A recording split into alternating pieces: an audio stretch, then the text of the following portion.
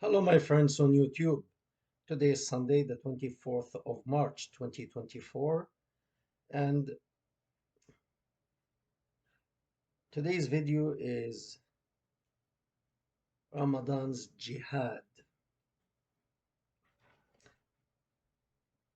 I was preparing for that video because of some requested why people, or why rather Muslim people like to fight and do more jihad during Ramadan than other times. And at the same time, we heard a couple of days ago about the atrocity that took place in Moscow in the concert.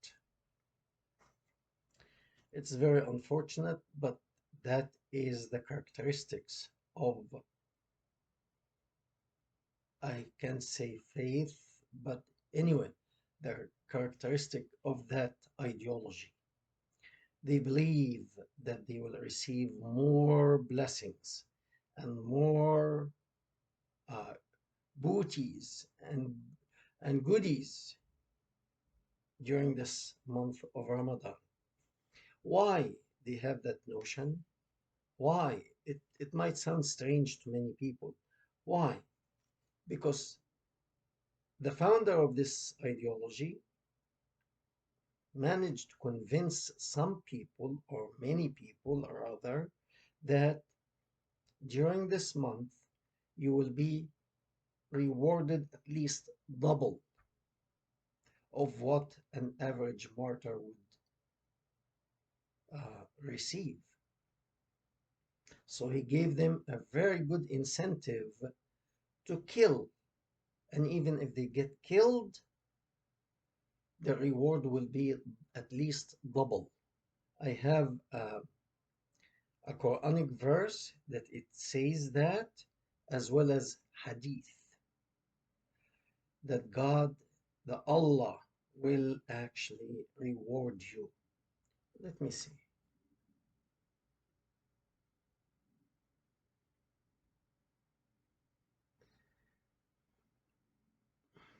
It's in the second chapter, chapter 2, verse 261. My own translation, it's that like if you invest your money hmm, for the sake of God, it's like if you planted a seed, and that one seed that you plant, it will give you like 7 branches, and each branch of that plant will give you 100 seeds. So you will actually have 700 extra seed to compensate you for the one seed that you spend in the path of Allah. And not only that, but Allah will multiply for whomever he thinks is he deserves more. So if a person dies in a different month other than Ramadan and receives 72 version, you have incentive here. He could get maybe 144 more. God is not God is actually more rather generous. He will give you probably 1700 virgin. Uh, so that is, I can't find the hadith right now. Anyway, I will put it in the description box. Um, so the jihad during the month of Ramadan is it differs, and that's why we have the Moscow attack. And these people probably, if some of them is killed, the attackers, if one of them is killed, he is assured by Allah and his Prophet that his reward will be at least double. So if you are willing to die for Allah, why not in the month of Ramadan? You get double.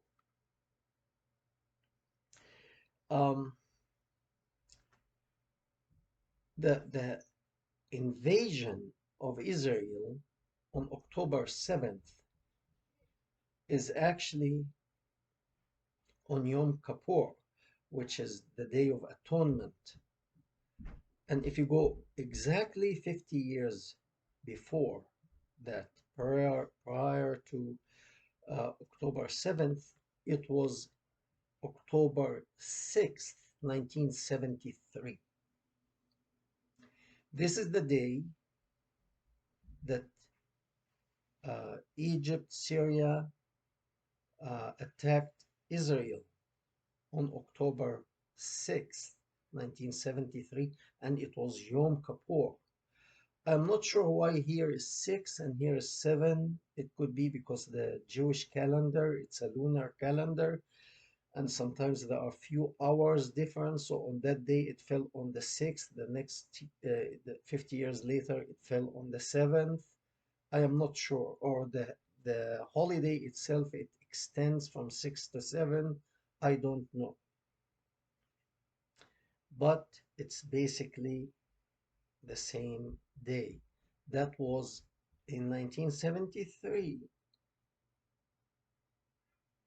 The religious authority advised the president, was President Sadat then, to attack during the month of Ramadan so that he will obtain victory. That was in the October 6, 1973 was Ramadan 10, the 10th day of the month of Ramadan. And of course,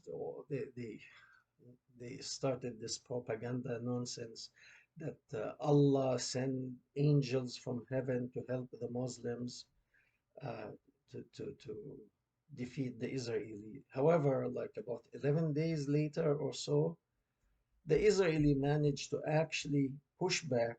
Not only that, but open. There were two main armies in Egypt in the Sinai Desert.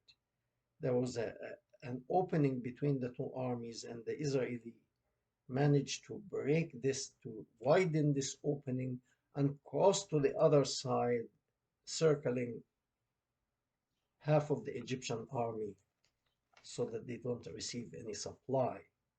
I don't know where were the angels at this moment, why they didn't stop them. Nevertheless, let's continue.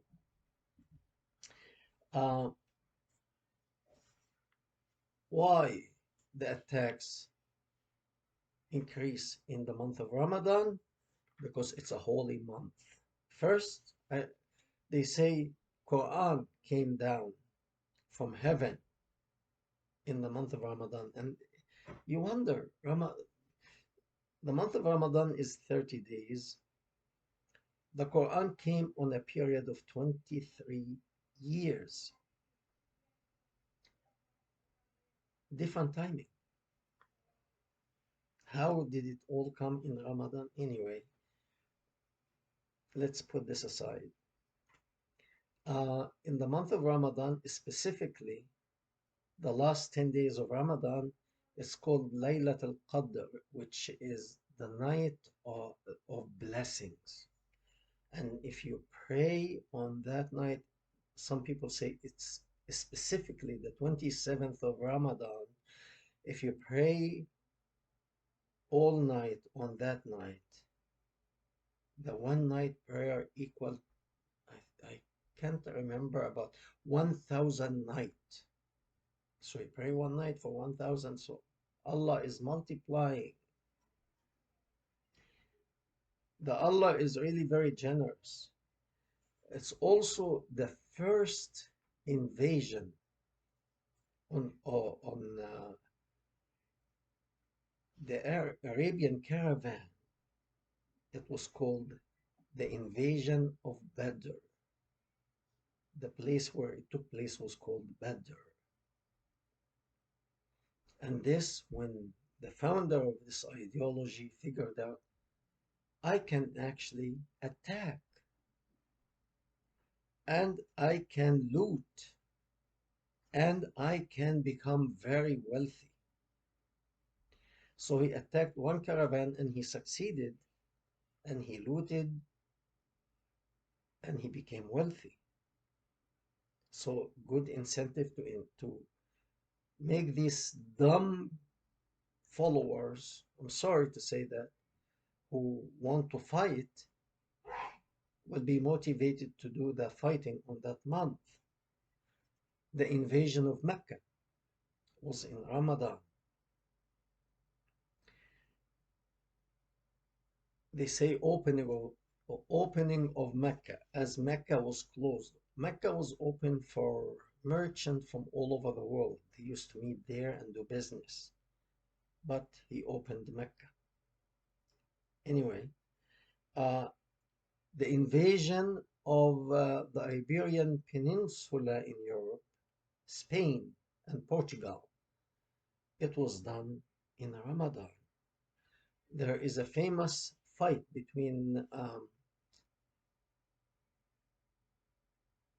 the Arabs under the leadership of Salah ad-Din, who was a Kurd person, uh, and they succeeded. And the name of the battle called the Battle of Hattin. It was in Ramadan. So they make it as Ramadan is the month of fighting. And if it's difficult, you can eat in Ramadan. Allah is forgiving and all merciful. But Ramadan is the time to fight, to kill. What happened in Russia, in Moscow, a couple of days ago, is it raises a red flag for me, and it should raise a red flag for many, if not for everyone. Uh, the reason here is um, if the terrorist, that's one other thing I'm going to comment about. If the terrorists could do that in a country like Russia,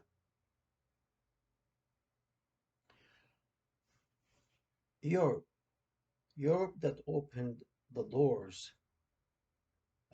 during the ISIS invasion of Iraq and Syria, many innocent people were displaced and they left their home, they left their land, and they escaped to Europe.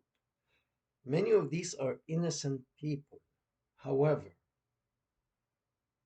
those who have the mentality of killing and destroying, those who have the mentality of invading and looting, and subjugating and taking women as sex slaves, some of them are sleeper cells.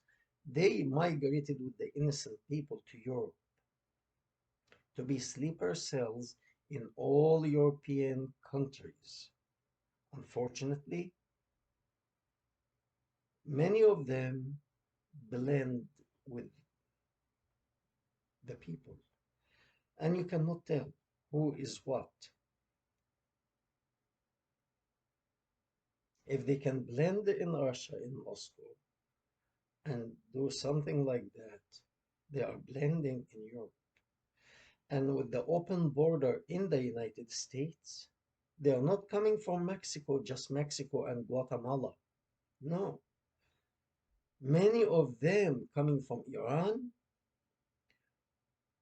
as sleeper cells, many of them coming from Islamic countries with a particular intention. When the time is right, they will do probably worse what they have done in Moscow. Probably, I hope not, but probably they are they are having plans to do something worse than September 11th, 2001.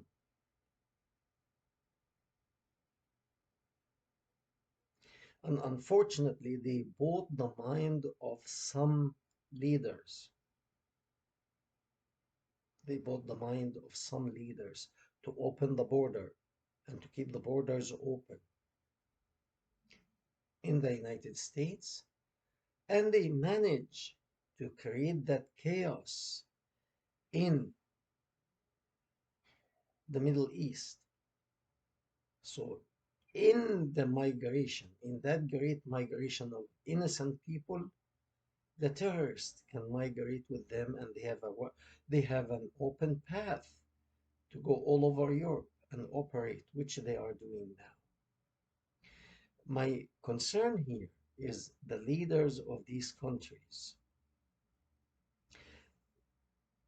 because they will be next. And instead of giving in to this junk and this ideology, really, instead of calling a person who is a person who believes in this ideology when he is killed, instead of calling him a martyr,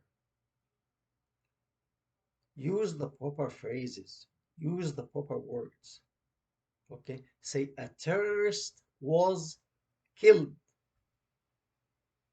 So we have one terrorist less, one less terrorist in our country.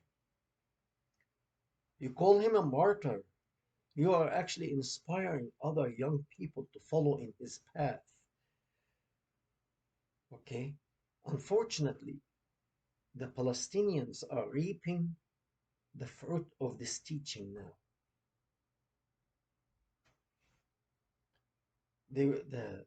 Unfortunately, Palestinian mothers, huh, are teaching their children, and they are bragging of how good it is to teach their children to die for the sake of Allah and for the sake of the cause and for the sake of killing the Jews and getting rid of Israel.